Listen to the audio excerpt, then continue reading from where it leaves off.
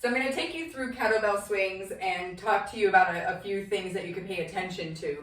A lot of people get scared to do kettlebell swings heavy because they're hurting their back, which a lot of times that means maybe your your form needs a little bit of a tweak, or you need to build up to do it. But a lot of times it's the form that's the issue, not the weight. So when you're working on kettlebell swings, the way I like to describe it the most is you're going from this position as quick as you can to this position, and this top position is like a plank. So when you're in this position, your body should be straight, just as if you were on the plank. A lot of times people will end back here or arch their back in order to get that weight up. So a couple of key points is when you come up, you're throwing your hips forward and you're trying to catch yourself here, not looking up. So when you're here, you should be nice and tight through your trunk region and your glutes. You shouldn't be hanging out like this. So that's one key point. The other part is you are not lifting the bell with your arms.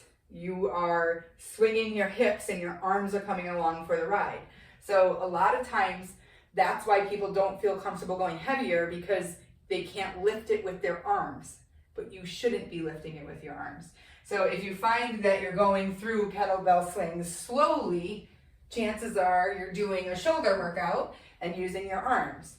Versus when you start to go quicker, you throw your hips and your arms are really just taking the bell with you, okay?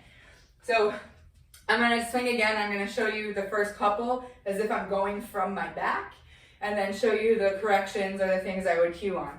So a lot of times people will be going slowly and using their arms, and then a lot of times people will go fast but be leaning at their back.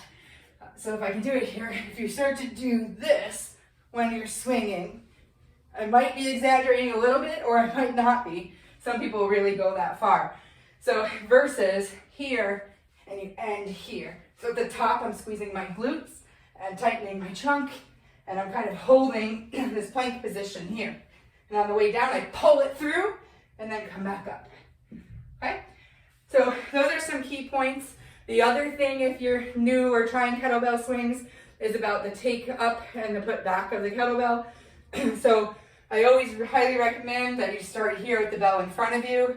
Your first movement is your first swing. And then on the way down, don't just drop the bell or stop swinging. You're going to come between your legs and go out. So the first movement is here. You pull, you come up, and then as you're swinging, make sure you bring it between your legs and out.